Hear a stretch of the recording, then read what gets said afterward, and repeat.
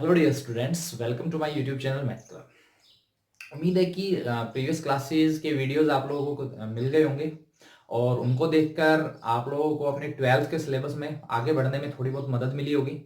ठीक है, तो इसी के साथ हम लोग अपने नए टॉपिक पे आज डिस्कस करने वाले हैं आप लोगों के साथ। ठीक है, तो लास्ट जितनी भी हमने क्लासेस की हैं उनमें हम लोगों ने 12th क्लास के जो फर्स्ट चैप्टर रहा है हमारा, उसका जो फर्स्ट पार्ट रहा है बेसिकली, जिसका नाम हमने रिलेशन रखा था, वो हमने कंप्लीट किया है। ठीक है, उसमें अगर किसी भी बच्चे को कोई भी क्वेरी रही हो तो उसको इस वीडियो के कमेंट बॉक्स में डाल देना। ठीक है, हम उस पर या तो कोई वीडियो बनाएंगे या कोई उसका उस प्रॉब्लम के लिए आपकी जरूर हेल्प करेंगे। ओके, नाउ आज हम लोग हमने नेक्स्ट वीडियो लेके आए हैं जो कि हमारे पास स्टार्ट फंक्शन।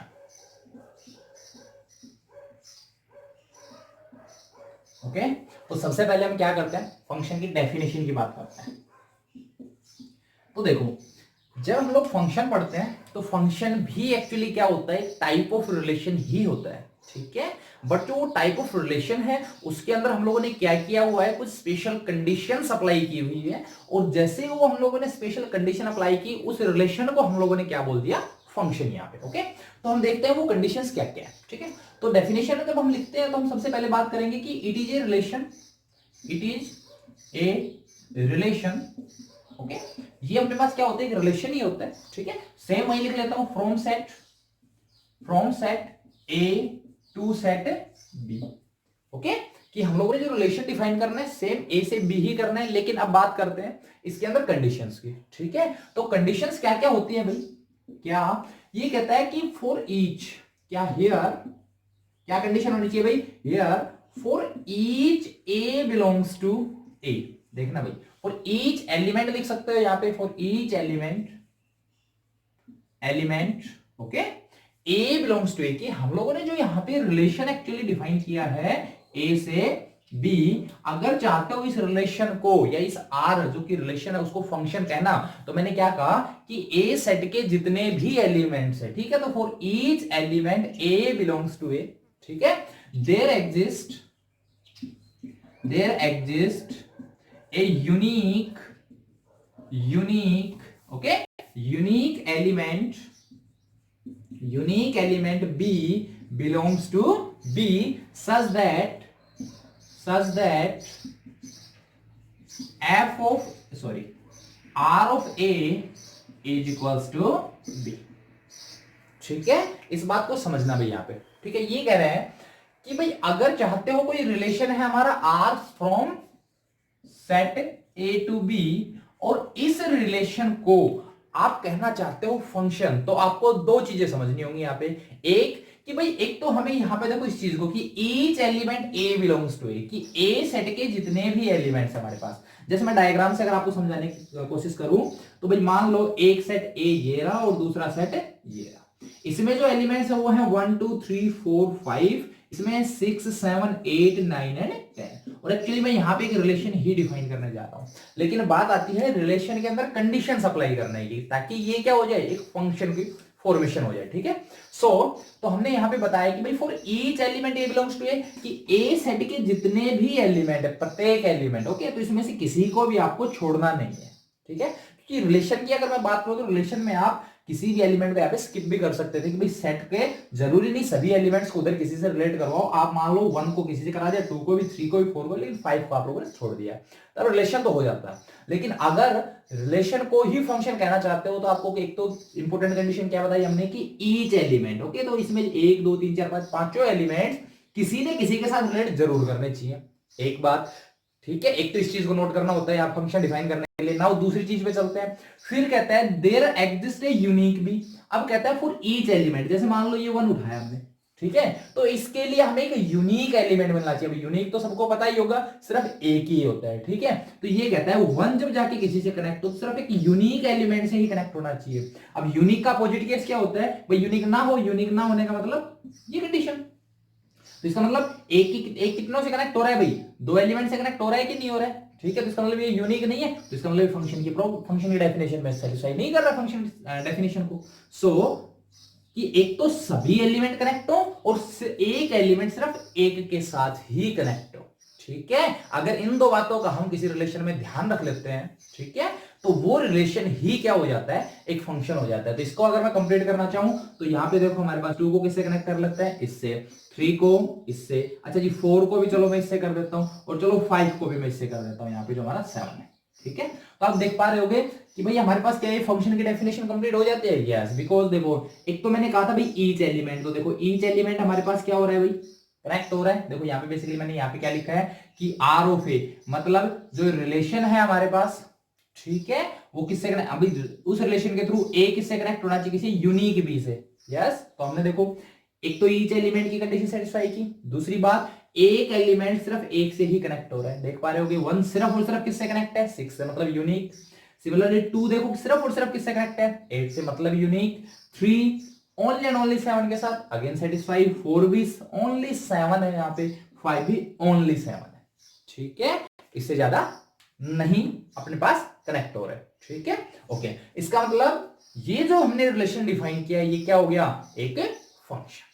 ठीक है, आई थिंक फंक्शन की डेफिनेशन आपको अच्छे से समझ में आ गई होगी ना, वो हम लोग इसी को लेके आगे बढ़ते हैं। ठीक है, तो अब आता है भाई कि जब भी हम कोई रिलेशन को फंक्शन कह देते हैं, ठीक है, तो रिलेशन को तो हम लोगों ने जनरली आर से डिनोट कर लिया था, लेकिन जब हम फंक्शंस में जाते हैं तो फंक्शंस के लिए हम लोग क्या करते हैं भाई, स्मॉल लेटर्स का यूज करते हैं। ठीक है, स्मॉल अल्फाबेट्स का यूज करते हैं। तो स्मॉल अल्फाबेट्स भी जनरली कौन से आते हैं, लाइक एफ, लाइक जी और एच।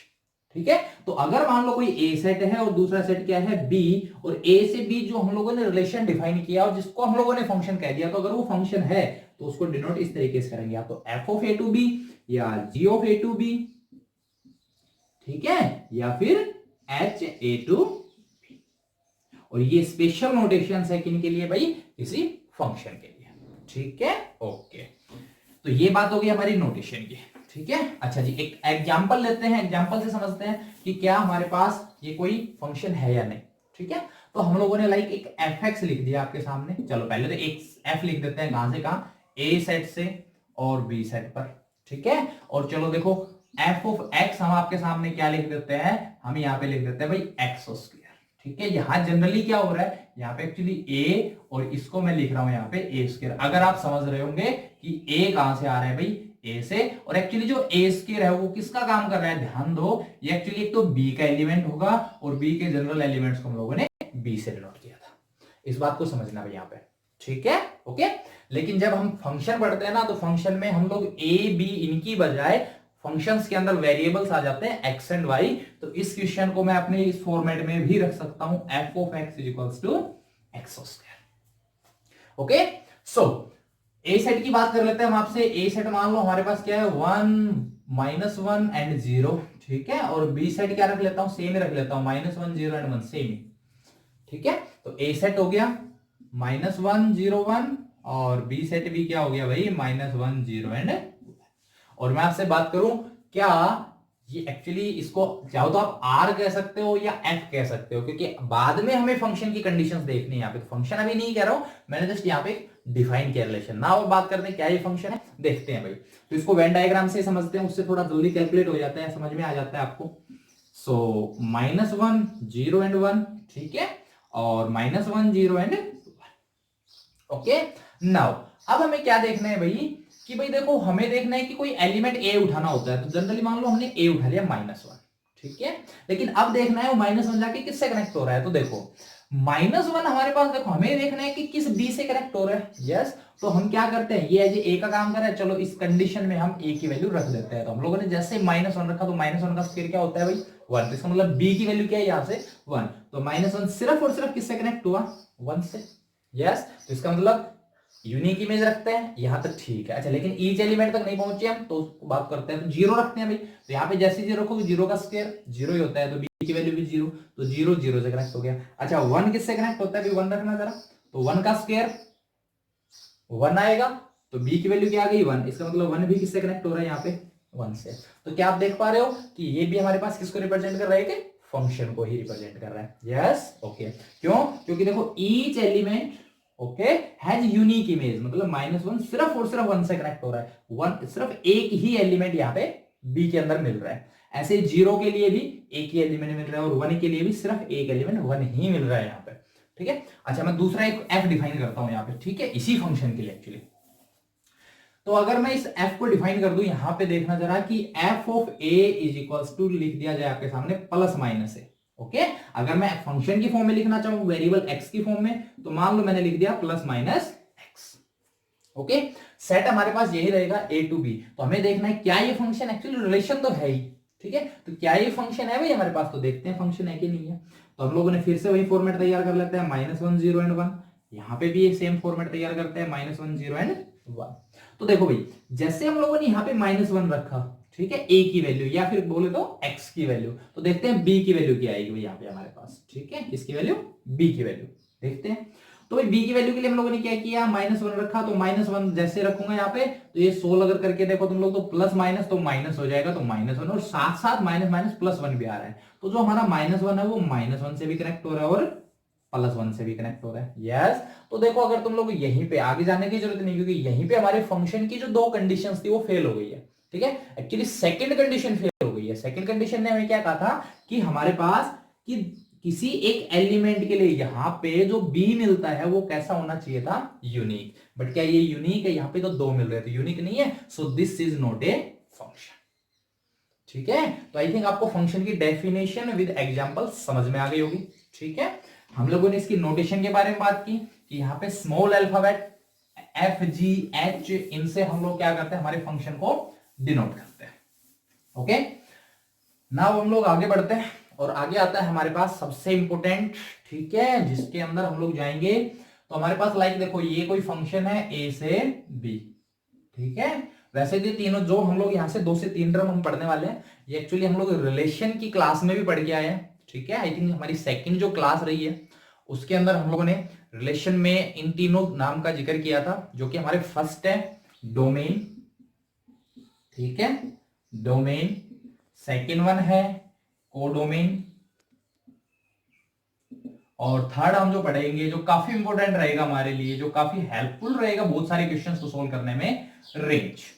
ठीक है, तो पहले तो हम लोगों ने क्या किया था, रिलेशन के अंदर डोमेन, कोडोमेन और रेंज की बात की थी, लेकिन अब हमारे पास आता है एक फंक्शन जिसके अंदर हमें क्या करना है, किसी भी फंक्शन की डोमेन, कोडोमेन एंड रेंज की बातें आपसे करनी है। ओके, तो फर्स्ट हम लोग डिस्कस करते हैं भाई डोमेन। ठीक है, डोमेन। ओके, तो सबसे इंपॉर्टेंट चीज होती है कि भाई कोई फंक्शन है उसकी डोमेन को कैसे समझा जाए। तो देखो भाई हमारे पास जब हम डोमेन की बात करते हैं ना, अच्छा उससे पहले चलो एक और छोटी सी टर्म हमारी रह गई थी, हम उसको रह जाती है, उसको हम कंप्लीट कर लेते हैं, वो है रियल वैल्यूड फंक्शन। क्या है भाई, रियल वैल्यूड फंक्शन। ठीक है, एक बार इसको समझ लेते हैं जिससे आपको आई थिंक डोमेन को समझने में काफी हेल्प मिलेगा। ठीक है, तो रियल वैल्यूड फंक्शन क्या होते हैं, तो देखो ये कहता है कि अगर मान लो कोई फंक्शन है f, ठीक है, किसी भी सेट a पे डिफाइन है, किसी भी सेट a से और किसी सेट b पर डिफाइन है। ठीक है, वैसे तो मुझे सिर्फ और सिर्फ हेल्प चाहिए a की, यहाँ पे इसको डिफाइन करने के लिए a सफिशिएंट होता है हमारे पास। तो ये कहता है कि भाई जिस सेट से हमारे पास जो फंक्शन डिफाइन है, ठीक है, तो उस सेट के हर एक एलिमेंट पे, तो ये कहता है for each a belongs to a, ठीक है, कि for each a belongs to a, f of a is a real number. क्या होना चाहिए, रियल।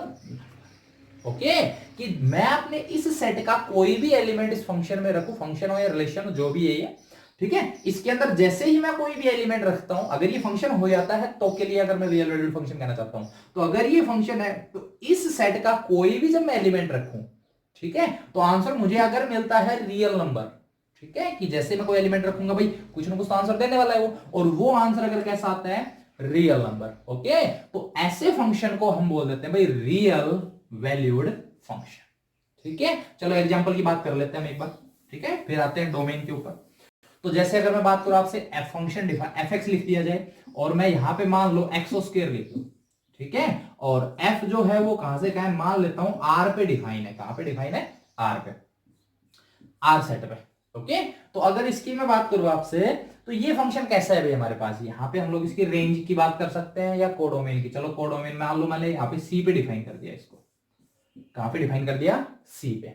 ओके। लेकिन आप लोग देख पा रहे होंगे कि कोई भी अगर मैं रियल नंबर रखता हूं यहाँ पे, एक्चुअली आर आर ही लिख लेते हैं यहाँ पे, ठीक है, कि कोई भी जब मैं रियल नंबर रखता हूं यहाँ पे तो आंसर भी मुझे कैसा मिल रहा है, रियली मिल रहा है ना। देखो यहाँ पे कोई भी नंबर रख लो, आंसर रियल ही मिलेगा, क्योंकि दूसरा वर्ड जो हमारे पास या तो कॉम्प्लेक्स आता है या इमेजिनरी आता है, वो सबको पता होना चाहिए। वो सिर्फ इस कंडीशन के बेस पे आता है, रूट के अंदर कोई भी नेगेटिव वैल्यू मिल जाए आपको, या फिर रूट की बजाय पावर 1/4 के अंदर भी कोई नेगेटिव वैल्यू आ जाए, पावर 1/8 के अंदर भी या 6 के अंदर भी, इन सब के अंदर अगर नेगेटिव वैल्यू आती है तो ये सबके सब किसको रिप्रेजेंट करते हैं, या तो इसको बोल सकते हो इमेजिनरी, या फिर इसको साथ साथ हम बोल सकते हैं कॉम्प्लेक्स नंबर में।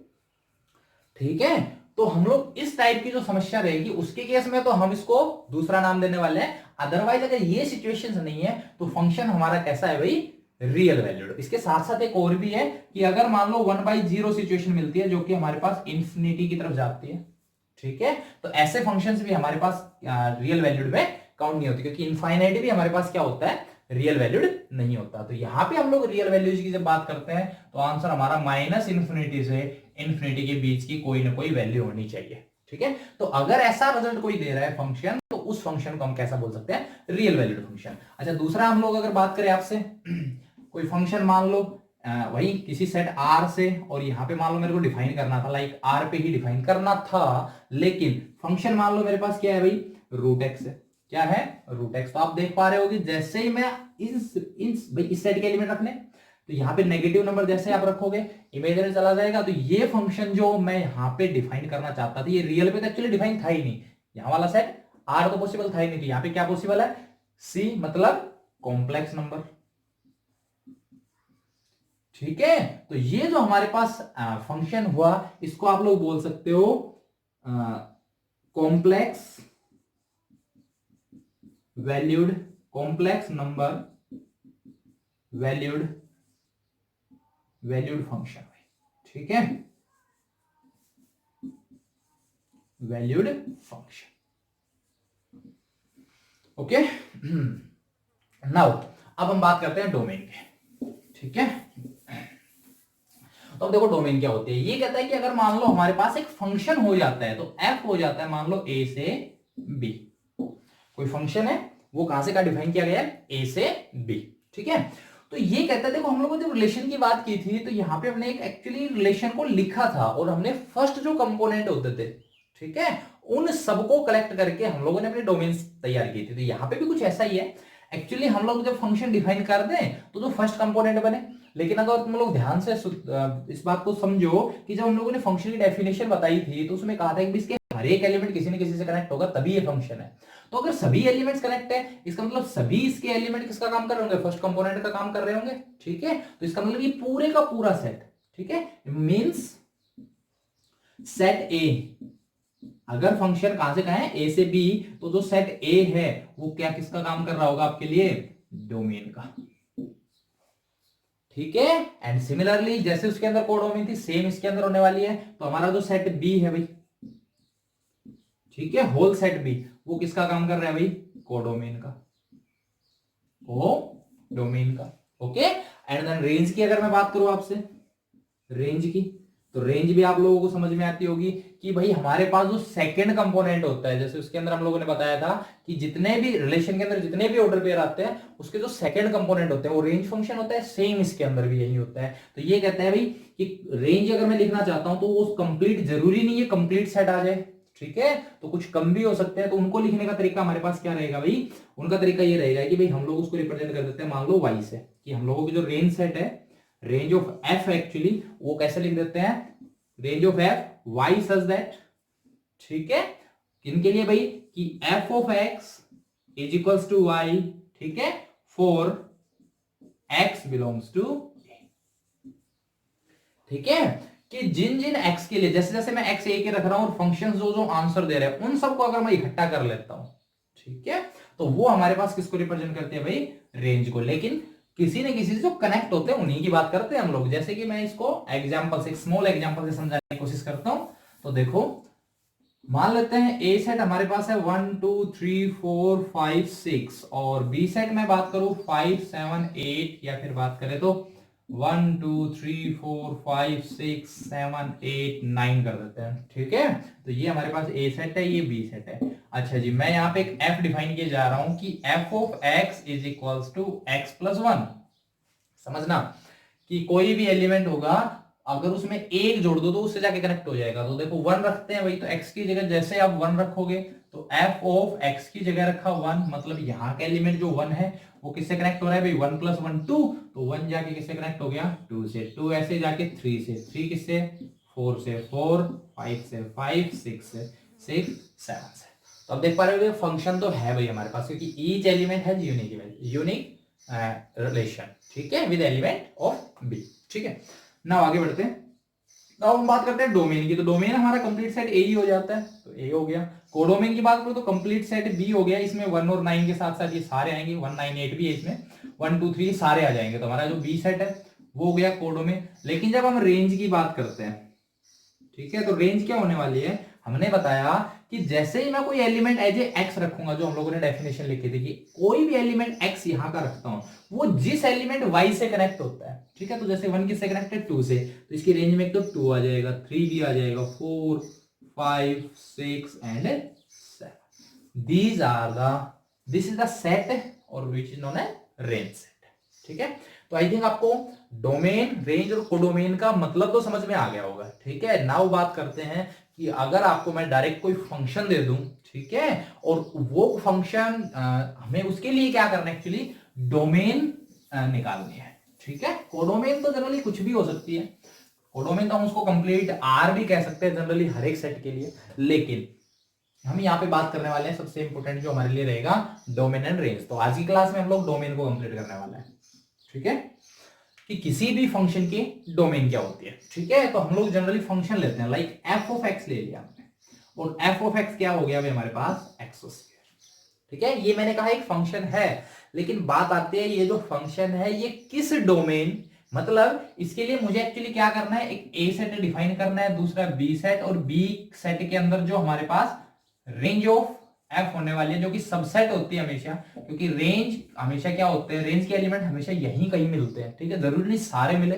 तो अगर कुछ कम होंगे तो मैं उसको सबसेट बोल सकता हूं यहाँ पे, ठीक है। तो ओके, नाउ हम लोग तो डोमेन की बात करेंगे, तो हमें एक्चुअली एक ऐसा सेट बताना है यहाँ पे ए, ठीक है, हमें एक्चुअली क्या करना है यहाँ पे एक ऐसा। अच्छा, और अब दूसरी बात सबसे इंपॉर्टेंट भी सुन लो ध्यान से, कि जब भी आपको ये फंक्शन यहाँ पे एफ एक्स कहता है ना, एक्स स्क्वायर, तो यहाँ पे या तो इसको ये रियल वैल्यूड फंक्शन कहेगा, ठीक है, या फिर आपको कहेगा कि भाई आपके पास जो स्पेस है ना वो इंटीजर्स का स्पेस है, ठीक है, कि जो ए सेट हो सकता है वो सबसेट रखना होगा आपको जेड का, ऐसे बी भी किसका सबसेट रखना हो सकता है आपको, सॉरी हाँ ओके, बी भी किसका सबसेट रखना हो सकता है, जेड का। तो ये आपको कहीं ना कहीं कंडीशन होगी, और अगर कहीं कंडीशन नहीं है तो आप इसको हमेशा आर का सबसेट मान के चलोगे, कि ए जो ढूंढना है आपको वो भी आर का सबसेट देखना है, और बी जो है वो भी किसका सबसेट देखना होता है, आर का। इस बात को नोट रखना माइंड में, ओके। नाउ एफ एक्स हमारे पास क्या है भाई यहाँ पे, एक्स स्क्वायर। सो हमें देखना है कि भाई यहाँ पे देखो, हम लोगों ने क्या बताया थोड़ी देर पहले कि रियल वैल्यूड फंक्शन की बात की थी आपसे, रियल वैल्यूड फंक्शन, ठीक है। और रियल वैल्यूड फंक्शन होने के लिए हमने कहा था भाई कोई भी फंक्शन अगर रियल वैल्यूड, ठीक है, तो उसकी जब डोमेन की बात करते हैं हम लोग, ठीक है, तो अगर कोई फंक्शन रियल वैल्यूड है तो उसकी डोमेन हमेशा कहां मिलेगी, आर मिलेगी, ठीक है। कैसे देखता हूं मैं, देखो मिस्टेक हो गई शायद, इस वीडियो को क्लोज करता हूं मैं। सबसे पहले हम बात करेंगे डोमेन के, ठीक है। तो हमें क्या करना होगा, कोई भी एक फंक्शन दिया हुआ होगा और उसके लिए हमें क्या कैलकुलेट करके देनी है, उसकी डोमेन, ओके। सो तो हम लोगों ने देखो जब आपसे थोड़ी देर पहले ही एक फंक्शन डिफाइन करवाया था जिसका हम लोगों ने रियल वैल्यूड फंक्शन नाम रखा था, ठीक है।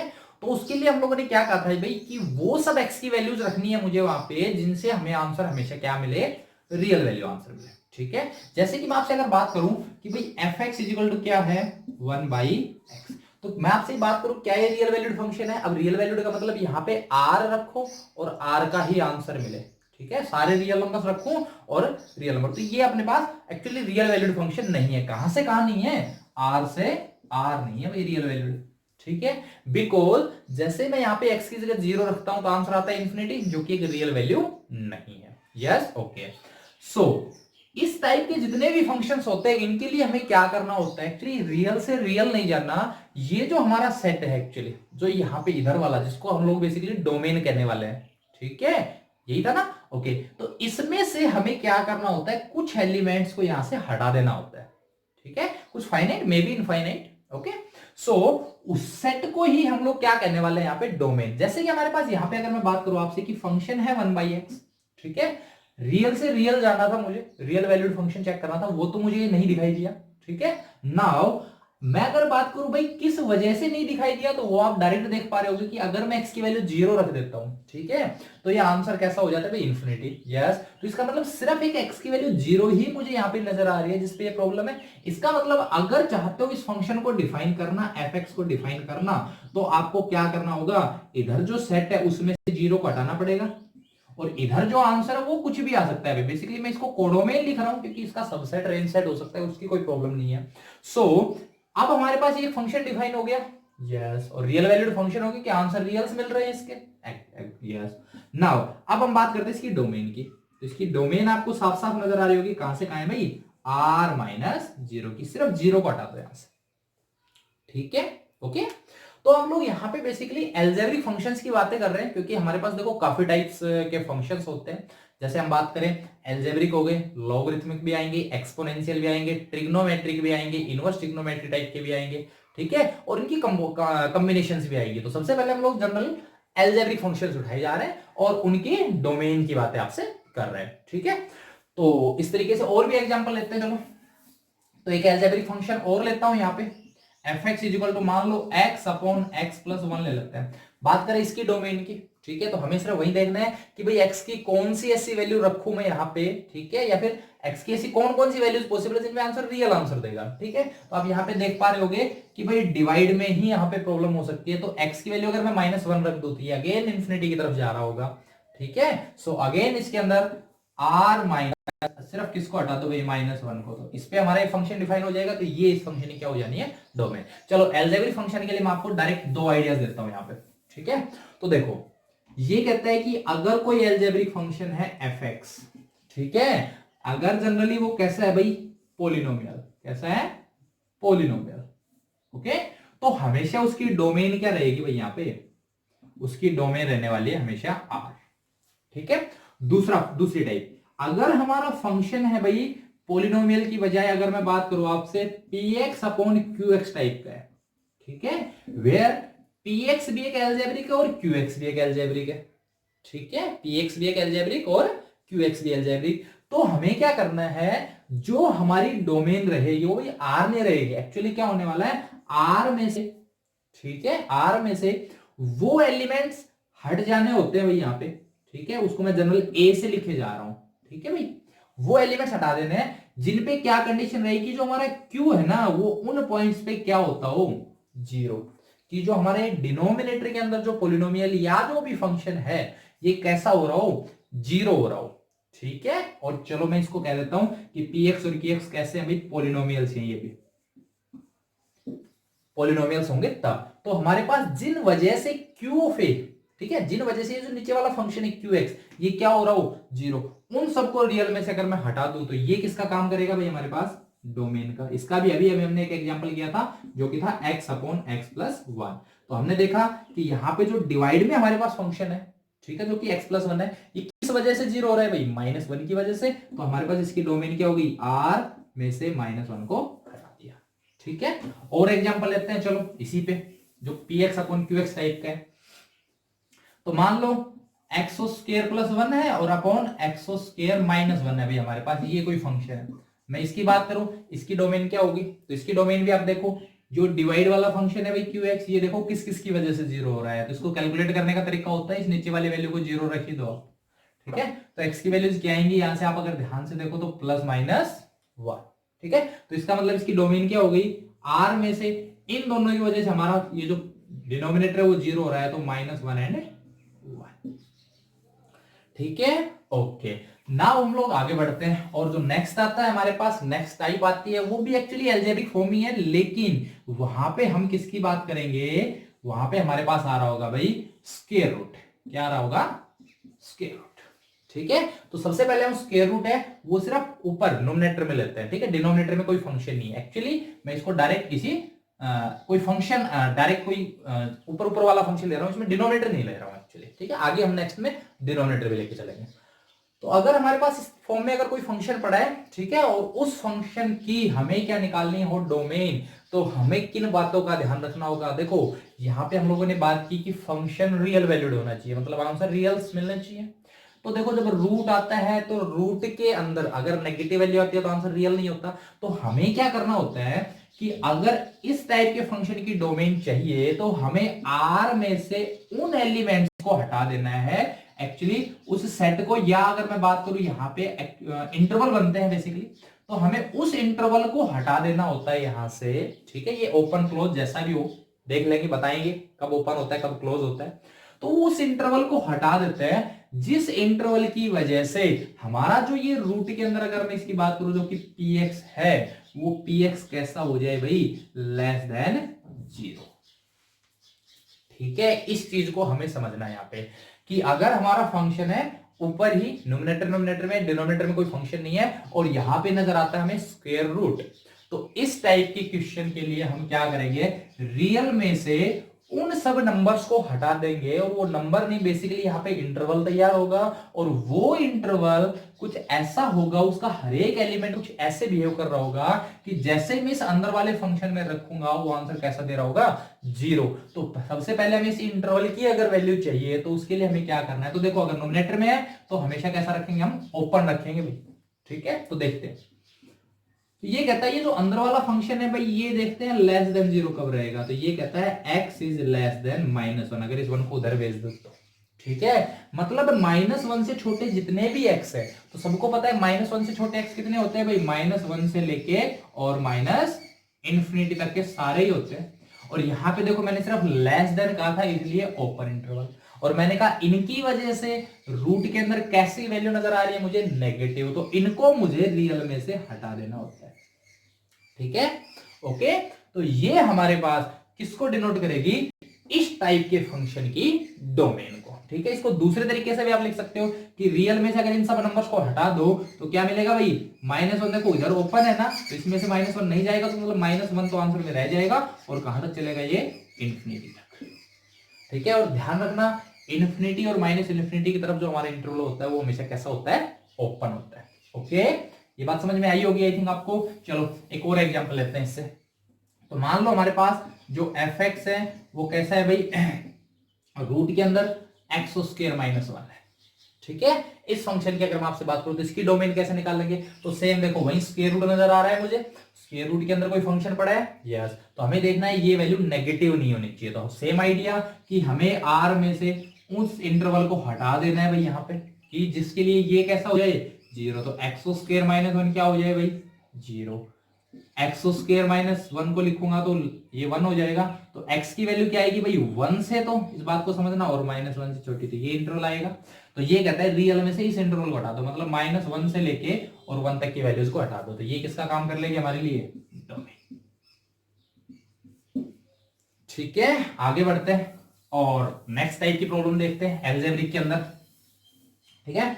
और नेक्स्ट टाइप की आती है हमारे पास कि कोई फंक्शन है, ठीक है, उसमें क्या हो, ऊपर तो कोई फंक्शन है, जस्ट पॉलिनोमियल है अभी के लिए मान लेते हैं, ठीक है, और डिवाइड में हमारे पास क्या है, कोई रूट के अंदर कोई पॉलिनोमियल पड़ा है हमारे पास, डिवाइड में रूट आ जाता है, ठीक है।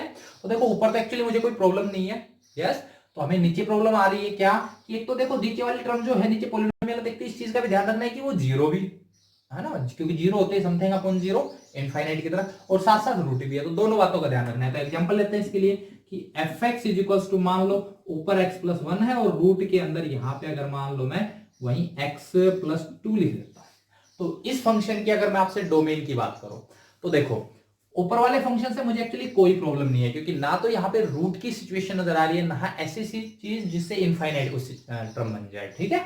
सो यहाँ पे डिनोमिनेटर में कुछ प्रॉब्लम है, तो डिनोमिनेटर में रूट भी है, तो हमें वो सब नंबर्स भी रियल में से हटाने हैं जिनकी वजह से ये कैसा हो रहा होगा, नेगेटिव, और साथ साथ डिनोमिनेटर में होने की वजह से मुझे उस नंबर को भी हटाना होगा जिसकी वजह से ये 0 हो रहा है। तो इसलिए मुझे अंदर वाली जो चीज ये नजर आ रही है, ये एक तो मुझे 0 होने से भी प्रॉब्लम है और लेस देन होने से भी प्रॉब्लम है, तो यहाँ पे लेस देन इक्वल टू चलेगा, ठीक है, तो यहां से x की वैल्यू क्या है भाई, लेस देन इक्वल टू -2, मतलब -2 अब की बार रहेगा क्लोज, और कहां तक, -इन्फिनिटी तक। तो अब की बार मुझे क्या करना है भाई, -2 से सॉरी -इन्फिनिटी ओपन इंटरवल और -2 क्लोज। ठीक है, आई थिंक ये आइडिया आपको समझ में आया होगा। तो ये 3 से 4 आइडियाज ही हमारे पास हैं। एक आइडिया और है कि हमारे पास पूरे फंक्शन पे रूट आ जाए, like f x is equal to आ जाए भाई आपके पास रूट के अंदर 1/(1+x/(1 - x)। ये दोनों सिचुएशंस नजर आ जाए। ठीक है, तो अब देखो इसको समझना, ये थोड़ा सा टिपिकल एग्जांपल पड़ता है हमारे लिए, ठीक है, लेकिन फिर भी हैंडल करते हैं इसको। तो देखो, अब देखो यहां पे सिचुएशन ये बनती है कि भाई हमें रूट दिया हुआ है, साथ साथ डिवाइड भी। तो देखो x की वैल्यू जो हमारी यहां से x माइनस ये 1 - x है, ये जैसे ये 0 होगा हमें प्रॉब्लम होगी, तो एक तो x की वैल्यू यहां से 1 निकल के आएगी भाई। ठीक है, आप देख पा रहे होगे। तो एक तो रियल में से 1 को हटाना ही है भाई।